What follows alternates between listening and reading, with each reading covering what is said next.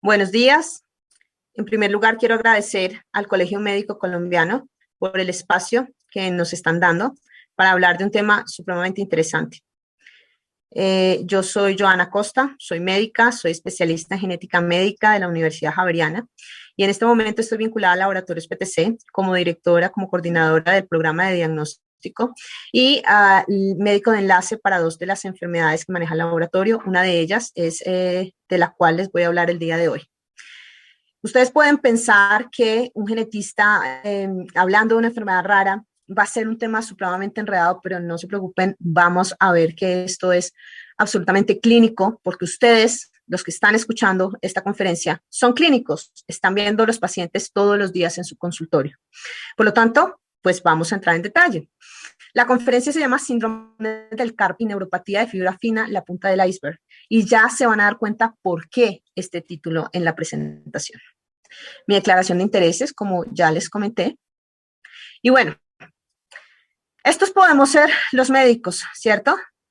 Estamos en nuestro consultorio, seamos médicos generales, seamos especialistas, pero estamos allá en nuestro consultorio y no sabemos qué nos va a llegar en la consulta, qué pacientes, qué enfermedades van a tener estos pacientes.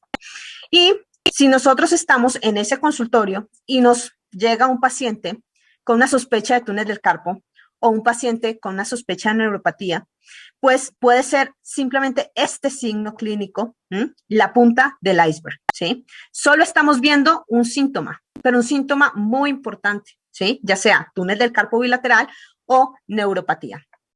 Pero ¿qué pasa realmente? Como el nombre de la conferencia lo dice, vamos a ver solamente una partecita de la enfermedad.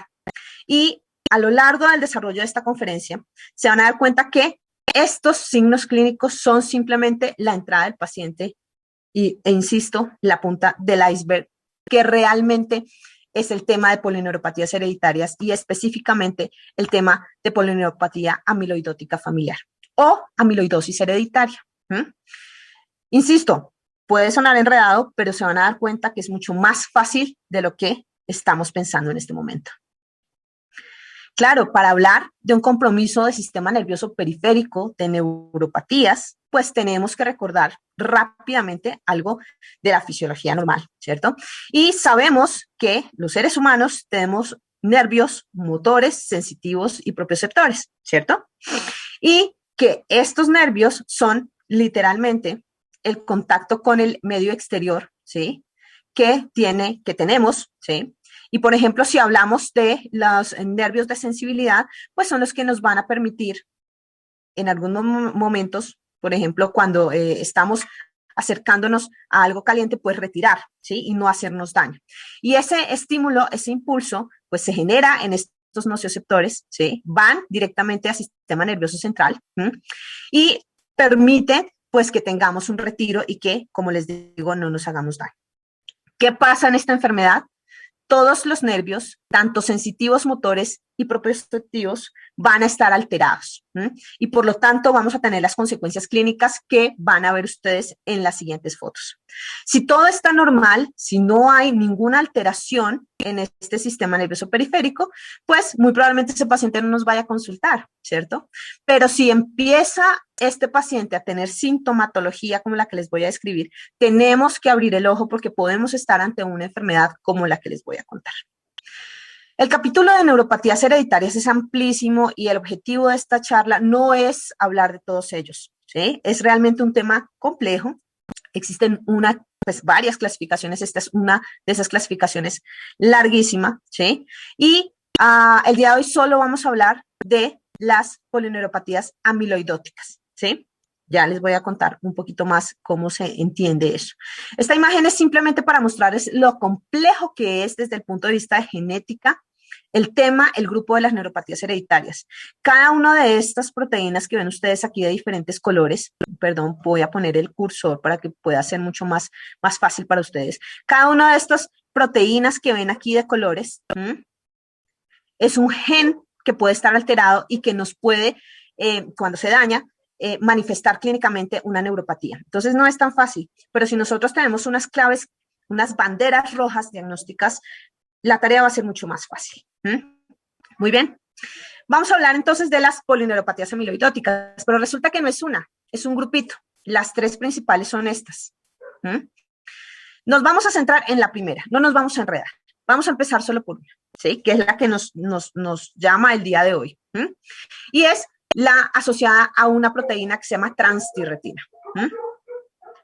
Lo primero que tengo que decirles de la amiloidosis hereditaria por transtirretina, ¿sí? Es que es una enfermedad multisistémica. El depósito del amiloide va a estar en múltiples órganos y sistemas que va a llevar a la disfunción de esos órganos y sistemas. Es una enfermedad progresiva. ¿Qué quiere decir esto? Que yo necesito un tiempo suficiente para tener depósito y para tener las manifestaciones clínicas. Ya cuando la enfermedad está instaurada, pues es una enfermedad discapacitante, como lo vamos a ver en las fotos y los videos, y fatal. Esta enfermedad me mata al paciente. Y hay un tema que complica un poquito más, que es la variabilidad del fenotipo. ¿Qué quiere decir eso de variabilidad del fenotipo? Que si yo siento 5 pacientes con la misma enfermedad en un salón, con 5 mutaciones diferentes, ¿sí? No todos van a tener exactamente la misma sintomatología, sino habrá pacientes que tienen más sintomatología cardíaca y otros que tienen más sintomatología neuropática, por ejemplo. Eso es lo que llamamos en genética variabilidad fenotípica. En medicina nos gusta mucho la historia de las enfermedades, ¿cierto? Mirar quién la describió, y pues esta no es la excepción. Esta amiloidosis hereditaria, o también llamada polineuropatía amiloidótica familiar, es descrita por un neurólogo portugués, el doctor Corino Andrade. Por muchos años esta enfermedad se llamó enfermedad de Andrade. Así la podemos encontrar en varios artículos. Y este neurólogo describió en 1952 todo el fenotipo clínico de estos pacientes, pero a él le llegó una sola paciente de un pueblito del norte de Portugal con una polineuropatía instaurada. En ese momento la enfermedad se llamaba doencia dos peciños. El doctor Póvoa se trasladó, el doctor Andrade se trasladó hasta Póvoa de Varzim, que es el pueblito que les cuento, y se dio cuenta que había muchísimos más afectados en ese municipio, ¿sí? Y allí es donde empieza a describir la enfermedad. Para hoy, tener la descripción clínica, fisiopatológica y molecular de lo que conocemos como amiloidosis hereditaria por transtirretina o polineuropatía amiloidótica familiar. Es lo mismo, es lo mismo. Si nosotros analizamos este nombre, polineuropatía amiloidótica familiar, pues nos lo está diciendo todo. Poli, muchos, neuro, nervios, patía, enfermos, muchos nervios enfermos. ¿Por qué se enfermaron esos nervios? Por un depósito amiloide. Y es hereditaria, entonces es familiar. Pero si miramos el otro nombre de amiloidosis hereditaria por transtirretina, también nos lo está diciendo todo. Hay un depósito amiloide, ¿sí? Que es hereditario y que es por una proteína que se llama transtirretina. La protagonista de esta historia es la transtirretina. Y la transtirretina, insisto, la medicina nos facilita muchas veces las cosas para entender este tipo de enfermedades. Nos dice todo, este nombre nos dice todo. ¿Cómo así? Esta es una proteína que es un transportador. ¿Qué nos transporta? 2 moléculas, la tiroxina y el ácido retinoico.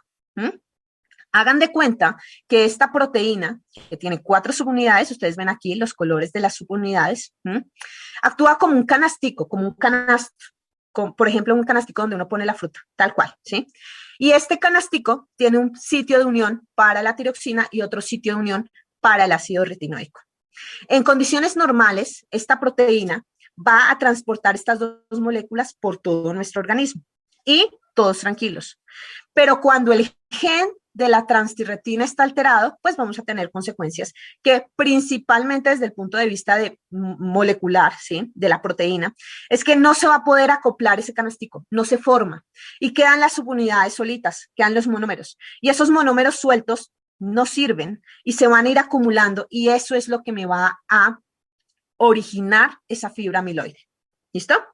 En el siguiente video vamos a ver, voy a quitar aquí el cursor, vamos a entender un poco mejor esto. Voy a adelantar aquí un poquito el video porque estas introducciones son muy largas. Y vamos a ver rápidamente lo que les acabo de mencionar de una manera gráfica, ¿sí? Y así es como se queda más. con las imágenes, con los videos, se entiende mucho mejor la fisiopatología de estas enfermedades. Entonces les decía que es una proteína que se produce en el hígado, ¿sí? Va a torrente sanguíneo. En condiciones normales, esta proteína va a acoplar estas 4 subunidades, como ustedes lo están viendo aquí en el video. Se acoplan, se forma ese canastico que llamo yo, esa analogía sirve bastante, y se une tanto la tiroxina como la vitamina A. Listo, se transporta, se desacopla y todos felices. Pero ¿qué pasa si este individuo tiene una alteración, un cambio de un solo nucleótido, por ejemplo, en el gen? Acordémonos que el gen es ese moldecito que nos sirve para sintetizar las proteínas, ¿cierto? Si nosotros tenemos una mutación en ese gen, lo que va a ocurrir es que este tetrámero no se va a acoplar de manera adecuada, va a ser inestable, se va a soltar, se sueltan esas subunidades y al soltarse esas subunidades, ¿sí?, quedan solitas y se empiezan a agregar una con otra, formando fibras, ¿sí? Y esas fibras son conocidas como fibras amiloides. En este video nos muestran el ejemplo de cómo se está acumulando a nivel cardíaco, pero así como se está acumulando sobre el miocito, se va a estar acumulando sobre las neuronas de todo el sistema nervioso periférico y otros órganos y sistemas. Vean ustedes, entre más tiempo pase, más depósito vamos a tener. Y entre más depósito, pues vamos a llevar a este órgano a una disfunción. Y allí es cuando vamos a ver las manifestaciones clínicas. Resulta que desde el punto de vista de epidemiología existen 2 variantes que son las más frecuentes. La variante portuguesa, que se conoce así, que obviamente pues, es originaria de Europa y de Portugal, del norte de Portugal, y por corrientes migratorias en nuestra región, en Sudamérica, pues es mucho más frecuente en Brasil y en Argentina, donde pues estos países tuvieron una migración portuguesa importante. Pero ¿qué pasa con Colombia? La segunda mutación más frecuente a nivel mundial es la variante de afrodescendientes, ¿sí? Y en Colombia, pues sabemos que nosotros tenemos una carga genética muy importante de afrodescendientes. Aparte de eso, pues es la variante más frecuente en toda Centroamérica y en Norteamérica, en Estados Unidos. Entonces, entendiendo eso, pues uno ya va a entender por qué en Colombia los pacientes que se han encontrado primordialmente, principalmente, con mayor frecuencia en las costas, tanto atlántica como pacífica. En este momento, nosotros, el programa de diagnóstico, el programa de soporte diagnóstico de PTC Therapeutics, ¿sí?, que llevamos 2 años trabajando el tema en Colombia, hemos identificado 38 pacientes. De esos 38 pacientes, 37 tienen la variante afrodescendiente y una sola familia la variante portuguesa. Eso no quiere decir que no vayamos a encontrar más pacientes con la variante portuguesa. Eso quiere decir que por nuestras corrientes migratorias, pues es más frecuente la variante de afrodescendientes, ¿sí? Ahora, ¿dónde tenemos pacientes identificados en este momento? En los departamentos que ustedes ven aquí marcados, en el Cauca, en el Valle del Cauca, en Cesar, en Atlántico, en Bolívar y la última familia en Villavicencio. Hace 2 años, todo el mundo decía, no existe amiloidosis hereditaria en Colombia. Y no es que no exista, es que no se pensaba en ella y que los pacientes estaban subdiagnosticados e incluso morían sin el diagnóstico. Y podían pasar 2 o 3 generaciones de pacientes que fallecían por esa enfermedad sin el diagnóstico.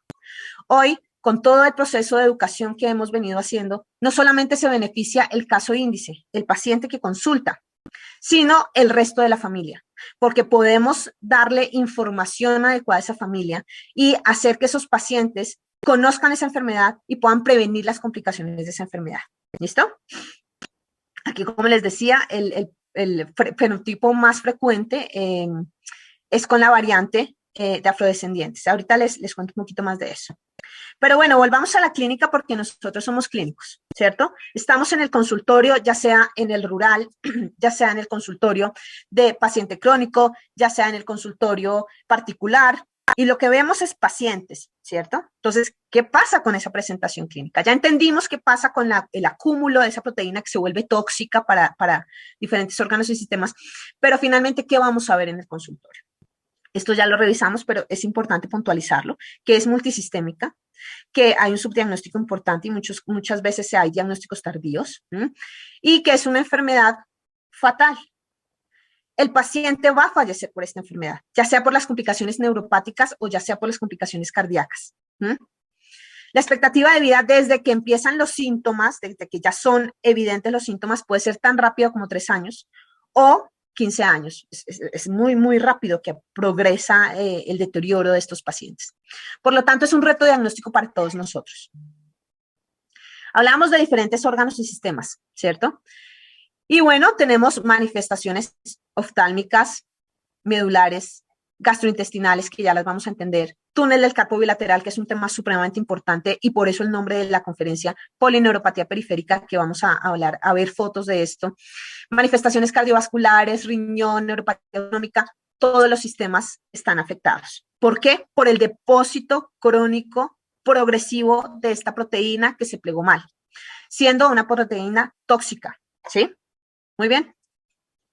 Vamos a empezar con el síndrome del túnel del carpo, ¿sí? Porque es supremamente importante.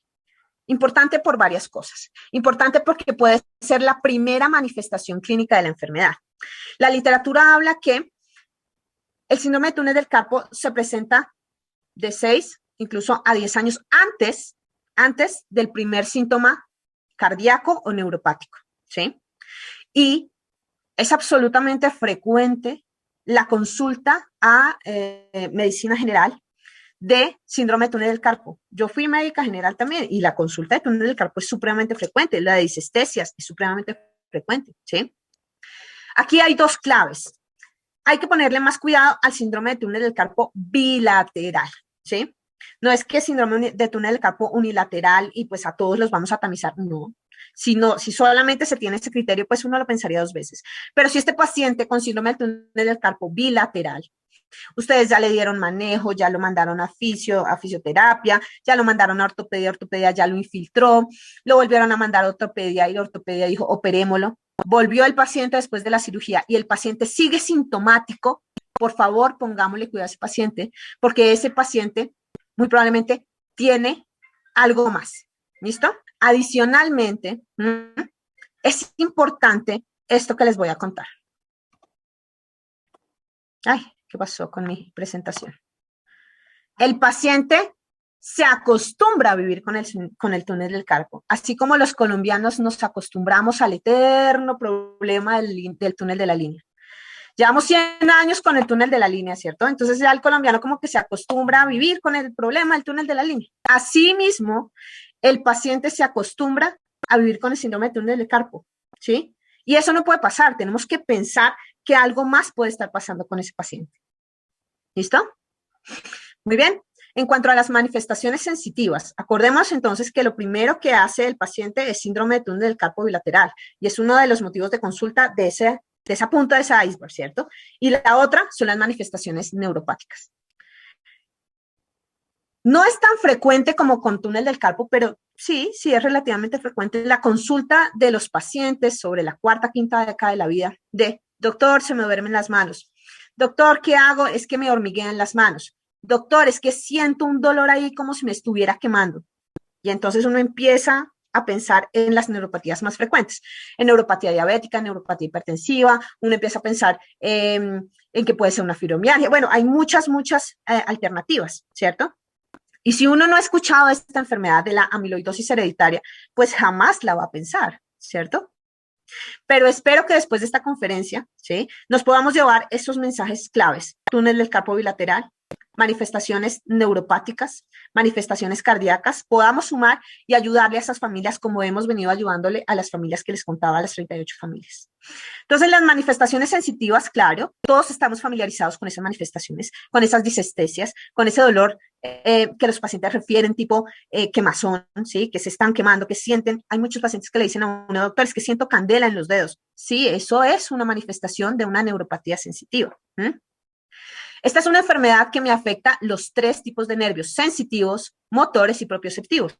Entonces, voy a tener una disociación sensitiva, voy a tener una hipoestesia táctil y propioceptiva, y adicionalmente voy a tener una manifestación motora gruesa, es decir, los pacientes pierden la marcha. Es una enfermedad bastante agresiva. Hay una característica que es la progresión ascendente. Bueno, algunas polineuropatías empiezan en las 4 extremidades, sobre todo pues las hereditarias, pero por ejemplo la polineuropatía diabética pues empieza también de distal a proximal. Entonces, insisto, la diabetes mellitus es uno de los diagnósticos diferenciales. La neuropatía por diabetes mellitus es uno de los diagnósticos diferenciales de la neuropatía por amiloide asociada a transtirretina. Pero ya les voy a mostrar los casos clínicos, tenemos que estar súper atentos a algunas claves. Esta es una serie de fotos de casos clínicos que hacen parte del archivo personal del doctor Cristian Calandra. Él es un neurólogo argentino, muy amablemente nos las compartió. Él tiene en su base de datos más de 100 pacientes con la enfermedad, con la mutación portuguesa, claramente, como ya les comenté. Y les voy a comentar rápidamente cada caso. Esta es una mujer joven que en un invierno en Argentina se acercó demasiado a un calentador de ambiente y se quemó, pero ella no sintió. Sus familiares fueron quienes le dijeron, mire, se está quemando. Y estas son las lesiones. Ahí está claramente lo que puede hacer una polineuropatía sensitiva. Estas imágenes son características también de otro tipo de neuropatías que pueden ser más frecuentes. Les voy a decir cuáles son las que uno puede confundir, esta y esta. Si yo estoy en un servicio de urgencias, si yo recibo un turno en el servicio de urgencias y veo a un paciente con estas lesiones, pues ya no me voy a poner a pensar de primerazo, es una polineuropatía amiloidótica familiar. No, pues lo primero que yo pienso es muy probablemente este paciente tenga una diabetes mellitus, ¿sí? Pero ya interrogando al paciente, el paciente me dice, no, yo nunca he tomado hipoglicemia antes, nunca he tenido una glicemia elevada. En mi familia no hay antecedentes de eso, pero sí hay antecedentes de muertes cardíacas, por ejemplo. Y doctora, es que ya estoy perdiendo la fuerza y me estoy cayendo. Bueno, eso ya es diferente. Doctora, y es que tengo túnel del carpo bilateral. Bueno, eso ya es diferente y eso no es una diabetes. Eso no es una polineuropatía diabética. Es una polineuropatía por otra causa y tenemos que empezar a investigar. Y en este caso es una polineuropatía por el acúmulo de amiloide, por la disfunción de la transtirretina. Heridas que nunca sanan, ¿cierto? Complicaciones como osteomelitis que llevan a amputación de los dígitos y secuelas de quemaduras. Este paciente también se quemó. Este es otro caso donde esta mujer se quema cocinando, ella no siente y sus familiares también son los que dicen, venga, mire lo que tiene en la mano, ¿sí? Por la alteración sensitiva.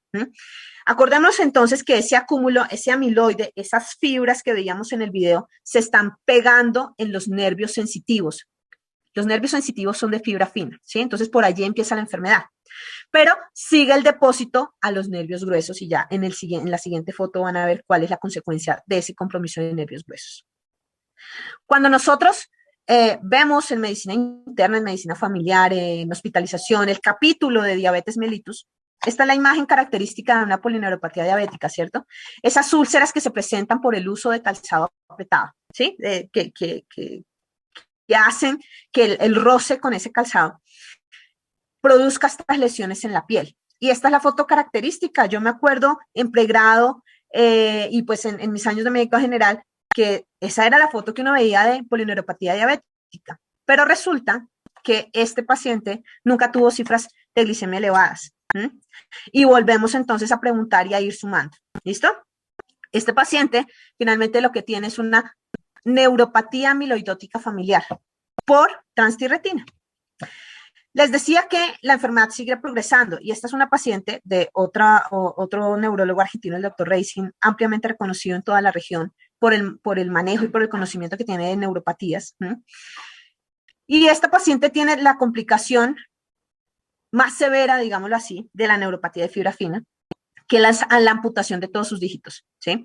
Pero resulta que adicionalmente, pues tiene la progresión y el compromiso de nervio motor, ¿sí? Y la paciente ya perdió la marcha. Y esta paciente ya está en silla de ruedas. Importantísimo. Ustedes tienen una sospecha de un paciente con una polineuropatía sensitiva. Y claro, uno como médico piensa, bueno, vamos a mirar con la electromiografía de las velocidades de neuroconducción cómo está el tema, ¿sí? De la conducción nerviosa. Y uno envía la electromiografía y las neuroconducciones convencionales. Y le llega a uno el reporte de normal. Entonces uno dice, no, pero pues es normal, entonces no tiene neuropatía. Paren ahí, aquí hay que hacer un alto en el camino, porque es que resulta que la electromiografía y las velocidades de neuroconducción convencionales no evalúan las fibras alfa y delta y fibra C, que son las fibras más delgaditas, ¿sí? Entonces, no estamos excluyendo una polineuropatía de fibra fina con una electromiografía a unas velocidades de neuroconducción normales. Hay otro examen que se llama QST. En Colombia tenemos el estudio, tenemos un código CUPS para ese estudio, ¿sí? El que quiera solicitarlo, pues nos puede contactar. Nosotros tenemos el contacto del fisiatra y del neurólogo que hacen estos estudios en Colombia, y ellos nos pueden decir cómo se solicita con el código CUPS, ¿listo? Y el examen de QST sí nos puede orientar más hacia la evaluación de las fibras finas. Este es el mismo paciente, este es un paciente de una serie japonesa, donde están las diferentes fases de la enfermedad, la progresión del paciente. En la fase 1, muy probablemente este paciente que tiene no más túnel del carpo bilaterales, disestesias, solamente compromiso de fibra fina y túnel del carpo. En el segundo estadio, el paciente ya va a tener manifestaciones motoras, ya va a empezar a perder fuerza, se va a caer, va a necesitar un bastón o caminador. En la tercera etapa, que progresa rápidamente, ven ustedes, ya hay un compromiso, el paciente tiene ya pañal porque hay un compromiso de sistema autónomo, ya les voy a contar un poquito más de eso, pero vean sus manitas cómo están ya.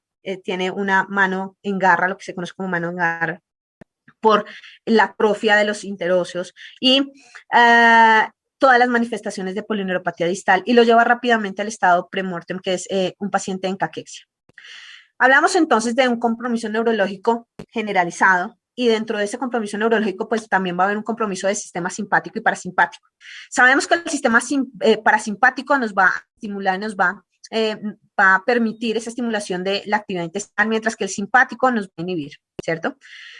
Y resulta que en estos pacientes se pueden afectar o los dos sistemas, o los ganglios de los dos sistemas, o los ganglios de uno de los dos sistemas.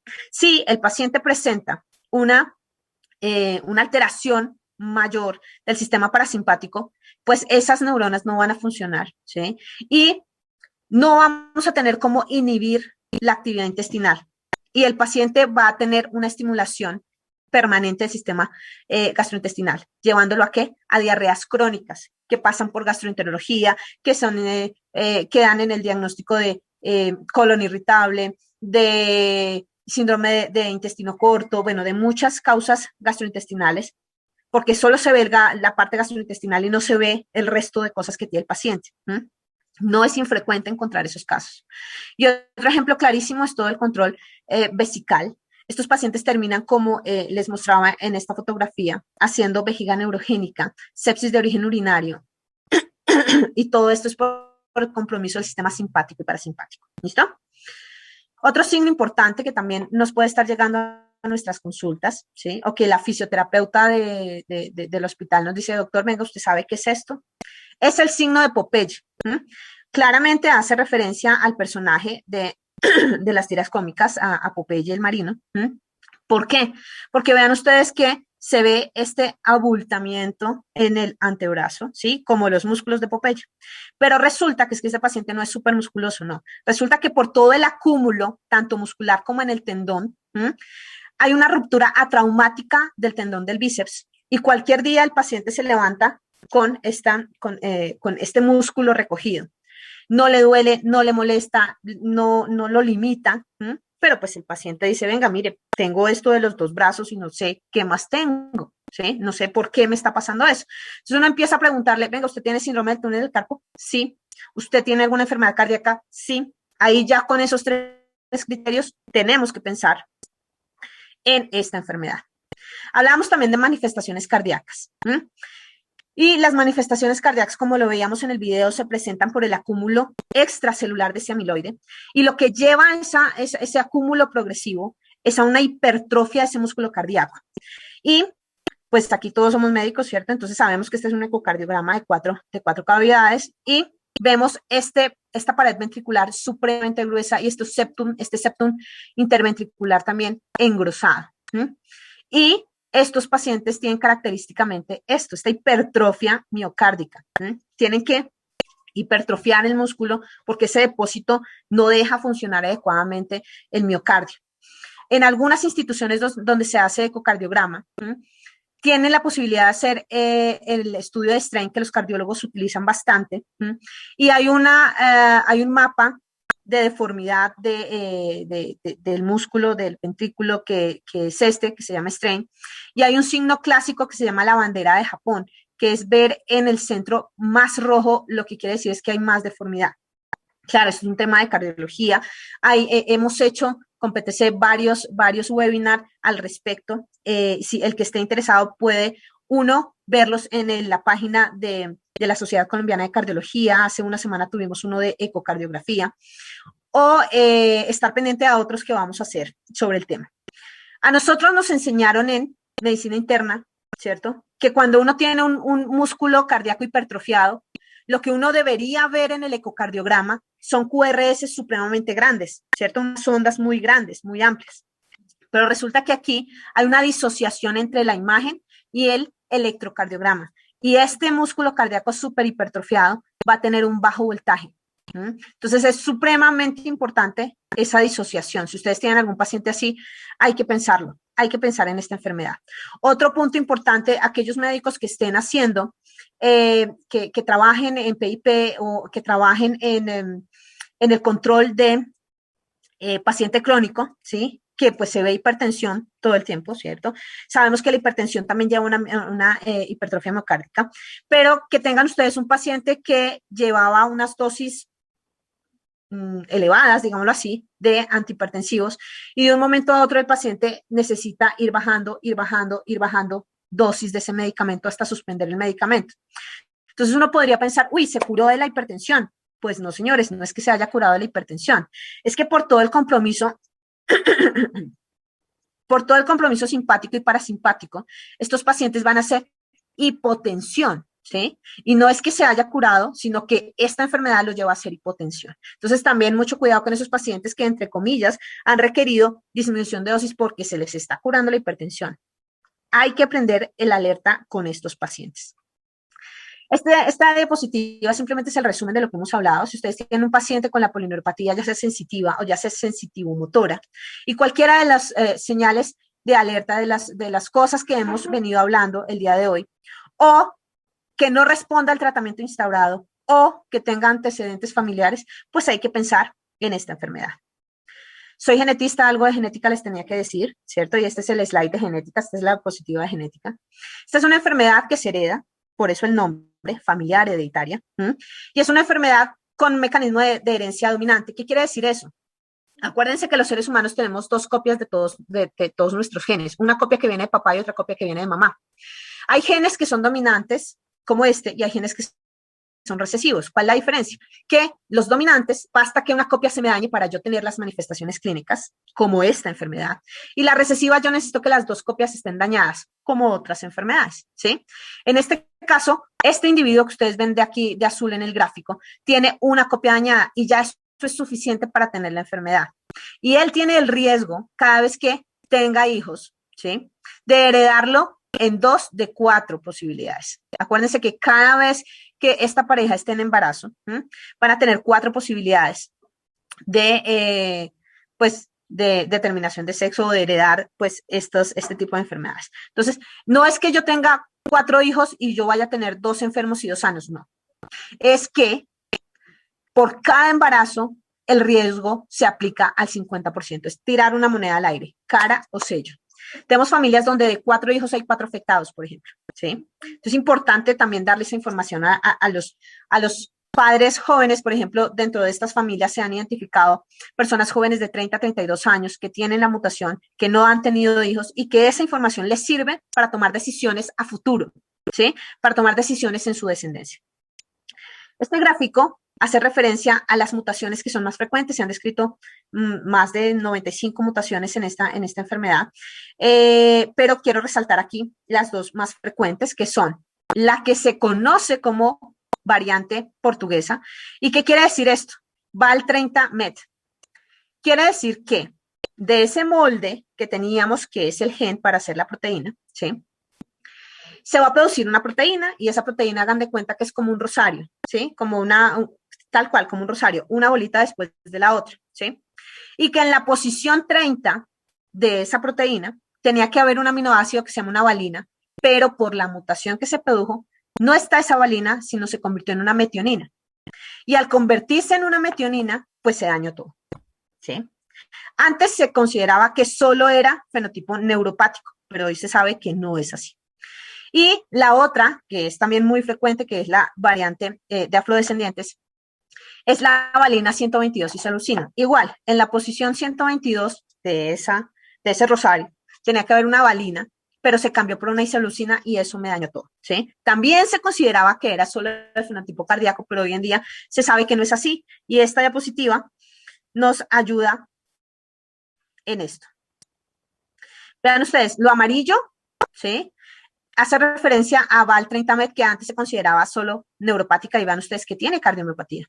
Y la naranjada, a la que se consideraba antes que era solo cardiomiopática, pero vean que tiene neuropatía también. Entonces, son fenotipos mixtos. Les voy a contar rápidamente dos casos clínicos. El primer caso clínico, un paciente de 80 años que consulta a cardiología por, obviamente, síntomas cardiológicos, ¿sí? El paciente consulta con un cuadro de una falla cardíaca. Se hacen varios estudios desde cardiología. Tenía adicionalmente una enfermedad coronaria. Se hace ecocardiograma, se hace arteriografía, se hace todos los estudios que requiere por el lado de cardiología. Dentro de esos estudios, el ecocardiograma con strain, y vean ustedes el signo que yo les contaba de la bandera de Japón, ¿sí?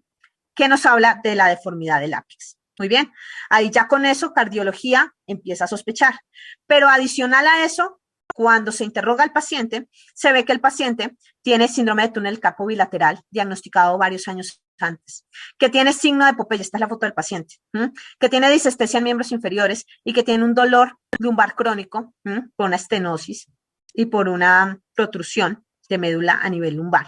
Esta también es la foto de la resonancia del paciente. Y en ese momento se sospecha la enfermedad, se envía a neurología y a fisiatría. Se hace el diagnóstico del paciente, se identifica la enfermedad y adicionalmente se puede realizar el árbol genealógico identificando uno de sus hijos también como portador de la variante. El otro caso clínico, un paciente que en 2011 empezó con dolores en manos que se interpretó inicialmente como poliartralgias, después se pudo definir que no eran poliartralgias, que eran disestesias, que era dolor neuropático. Y en 2013 se le diagnosticó un túnel del carpo. 6 años después hizo manifestaciones cardíacas con toda la sintomatología que nosotros conocemos como médicos de una falla cardíaca por una cardiomiopatía hipertrófica. Se hizo la valoración neurológica donde hay franca alteración tanto en reflejos como en vibración, como en sensibilidad, como lo ven ustedes aquí. Es decir, tenemos en los dos pacientes la clínica que les he venido contando. Túnel del carpo como primer signo, compromiso cardíaco y polineuropático. También tenía también tenía signo de Popeye, el túnel del carpo fue empeorando con el tiempo, el strain fue positivo, se sospechó y se confirmó que el paciente también tenía la enfermedad por la variante Val 142 isoleucina. Ya para terminar, quiero contarles que esta es una de las enfermedades, a diferencia de la inmensa mayoría de las enfermedades genéticas, que tiene varias opciones terapéuticas. Varias opciones son 3, pero no importa, son varias, ¿sí? Porque hay muchísimas enfermedades genéticas, más del 90% de las enfermedades genéticas que no tienen ningún tratamiento. Entonces, allí pues los pacientes se quedan con muchas expectativas de, bueno, tengo el diagnóstico, pero ¿qué voy a hacer? ¿Qué va a pasar conmigo, con mi enfermedad, con la enfermedad de mi hijo? En esta tenemos opciones terapéuticas. Se han hecho varios estudios, se ha tratado, por muchísimos años se manejó con trasplante hepático porque pues si el hígado es el que está produciendo mal la proteína, ¿sí? Entonces pues se manejaba con trasplante hepático. Hoy con las nuevas tecnologías no se hace tan frecuentemente trasplante hepático. Se intentó también limpiar ese acúmulo amiloide, pero pues estas no han sido tan exitosas. Entonces se fue un poco más atrás y hay tecnologías que permiten estabilizar ese canastico que yo les hablaba. Y hagan de cuenta, insisto, a mí me gusta utilizar mucho las analogías porque uno puede explicar las cosas de medicina con estas analogías y queda claro. Estos estabilizadores es como poner cinta a ese canasto, ¿sí? Y esa cinta hace que esté un poquito estable allí, pero la literatura mundial habla que estos pacientes con estabilizadores pueden tener un fallo terapéutico hasta en el 33% de los casos. Es decir, a pesar de tomar el tratamiento, el paciente sigue progresando la enfermedad. Y hoy en día existen nuevas tecnologías a base pues, de tecnología genética, donde el objetivo es bloquear la producción de la proteína. Entonces, si por allá nos acordamos, está el gen, está el RNA mensajero y está la proteína, ¿cierto? El RNA mensajero es la fotocopia del gen, digámoslo así, y a partir de él es la plantilla para sintetizar la proteína. Estas nuevas tecnologías lo que hacen es bloquear ese RNA mensajero para que el ribosoma no produzca la proteína. Si yo no produzco la proteína que me está intoxicando, pues paro la progresión de la enfermedad, ¿cierto? Entonces, entre más temprano se pueda diagnosticar la enfermedad y se pueda iniciar el tratamiento, pues mejor para ese paciente, ¿cierto? Porque no va a tener todas las consecuencias clínicas que yo les acabo de mostrar. Hay dos tecnologías. Una cosa que se llama oligonucleótidos antisentido, que es la tecnología que maneja PTC Therapeutics, y otra cosa que se llama RNA de interferencia. Los dos van a bloquear el RNA mensajero. En otro momento hablaremos de terapia, pero el objetivo de la charla de hoy era sensibilizarlos con respecto a dos signos clínicos que son frecuentes en nuestra consulta y que pueden decirnos mucho de ese paciente y de la enfermedad que puede tener ese paciente. Muchas veces uno piensa que estas enfermedades raras es buscar dentro del pajar y uno busca y busca y busca. ¡Ay! Encontré el paciente con la enfermedad rara. Y no se da cuenta que la aguja siempre fue gigantesca y que está por encima de toda esta paja y que es evidente, pero pues no la habíamos querido ver, ¿sí? O no teníamos herramientas para verla. Entonces, espero que con los mensajes de hoy no sigamos buscando por allá adentro, sino nos sensibilicemos con los pacientes que nos están llegando día a día y que puede ser esa gran aguja que está frente a nuestros ojos. Finalmente, un mensaje yo creo que para la vida. Vean lo que los demás no quieren ver, lo que las demás deciden no ver, o por miedo, conformismo, por lo que sea, pero vean el mundo de una forma diferente cada día. Muchísimas gracias. Aquí están mis contactos. Se me fue el contacto de una de mis compañeras en este slide, pero bueno, están mis contactos. Cualquier cosa que ustedes necesiten, dudas, pueden contactarse conmigo. Muchísimas gracias y nos veremos en una próxima oportunidad.